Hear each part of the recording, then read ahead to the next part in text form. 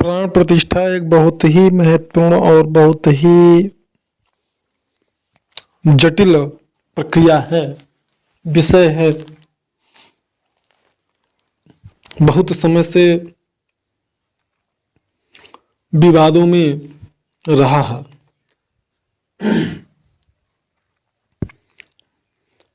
आज के हमारे आधुनिक जीवन में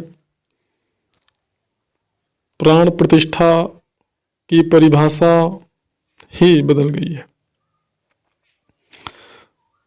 वास्तव में प्राण प्रतिष्ठा क्या होता है, इसको पूर्ण रूप से जानने वाला भी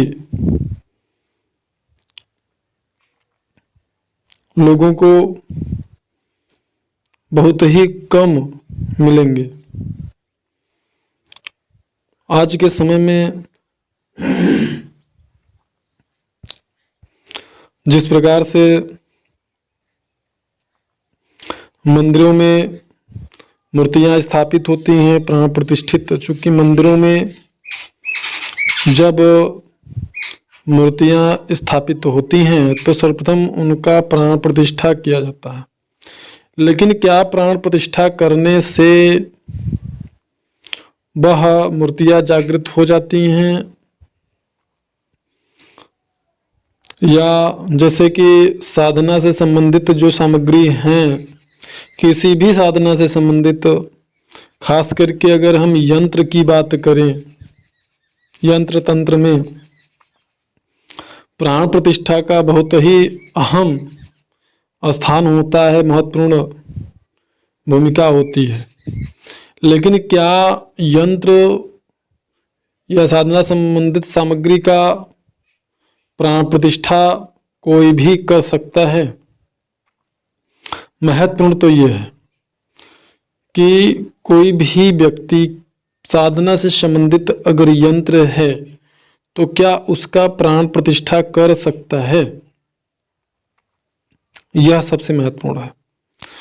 तो सबसे पहले हम समझते हैं कि प्राण प्रतिष्ठा क्या है, क्योंकि प्राण प्रतिष्ठा को लेकर के लोगों में बहुत सारी भ्रांतियां हैं। यहाँ तक कि आजकल के जो व्यापारी वर्ग हैं, जो साधना से संबंधित सामग्रियां रखते हैं, बेचते हैं, ऐसे लोग भी प्राण प्रतिष्ठा करने लगे हैं। तो समझें आपकी प्राण प्रतिष्ठा क्या है। लोग इंटरनेट पे जो वेबसाइट्स हैं जहाँ से आप ऑनलाइन सामग्रियों को ऑर्डर करते हैं, वहाँ पर भी यह पूरा भरोसा दिया जाता है, गारंटी दिया जाता है कि यह सामग्री जो है, यह यंत्र जो है पूर्णतया प्राण प्रतिष्ठित और संस्कारिक है। मतलब आज के दौर में कोई भी प्राण प्रतिष्ठा कर सकता है। इसी प्रकार अब जबकि पितृपक्ष चल रहा है तो यहाँ पर पिंडदान इत्यादि का वर्णन करना अनिवार्य सा हो गया है।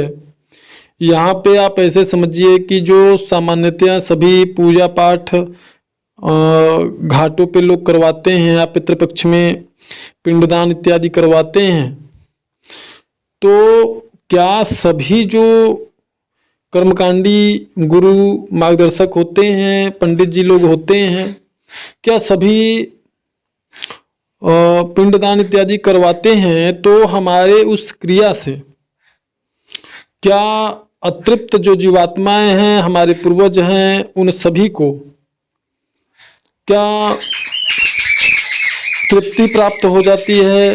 क्या उस हमारे द्वारा चढ़ाए गए स्थूल पदार्थ से वो तृप्त हो जाते हैं, या उन्हें मोक्ष प्राप्त हो जाता है, या उन्हें मुक्ति मिल जाती है? ऐसा है। तो आप समझ लें कि इससे संबंधित जानकारी हम अपने नेक्स्ट वीडियो में देंगे, लेकिन यहाँ पे आप समझ लें कि ऐसा नहीं है। आप अपने आय का साधन बना रहे हैं, इनकम का स्रोत बना रहे हैं, वो अच्छा है, लेकिन लोगों को अगर उससे कोई दिक्कत हो रही है, लाभ नहीं हो रहा, तो ये गलत है। तो प्राण प्रतिष्ठा का तात्पर्य होता है कि जिस सामग्री का आप प्राण प्रतिष्ठा कर रहे हैं, वह सामग्री, वह यंत्र जिस शक्ति या जिस साधना से संबंधित है, उस शक्ति या उस साधना को आपने स्वयं सिद्ध कर रखा है। यदि ऐसा है तो ही आप उस सामग्री को प्राण प्रतिष्ठित करने के अधिकारी हैं, या फिर तभी आप उस सामग्री को अगर प्राण प्रतिष्ठित करते हैं तो संबंधित साधना में जो भी साधक उस संबंधित साधना को करेगा, उस साधक को सफलता निश्चित प्राप्त होगी। बहुत सारे साधकों का फोन आता है हमारे पास, अन्य विभिन्न प्रकार की साधनाओं को करने वालों की। कुछ कहते हैं कि हम बहुत समय से साधना कर रहे हैं, कोई अनुभव नहीं हो रहा है, तो कोई कहते हैं कि डरावने अनुभव हो रहे हैं, तो कोई कहता है कि गुरुजी हमें सफलता नहीं मिल रही। तो कैसे मिलेगा? आपका जो आधार है, जो यंत्र है, सामग्री है, वही दूषित है, अपवित्र है। तो ये कैसे आपको सफलता प्रदान कर सकती है? अगर आपने तैयारी, यानी आपका मकान, उसका जो बुनियाद है वो मजबूत नहीं है, तब आपका मकान उस पर कैसे बनेगा?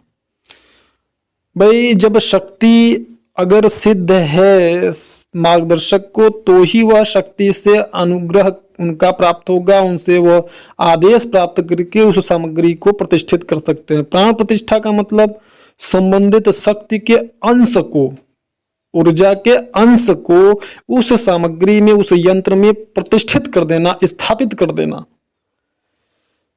और जबकि आप समझ सकते हैं कि अगर ऐसा यंत्र है तो फिर सफलता तो निश्चित है।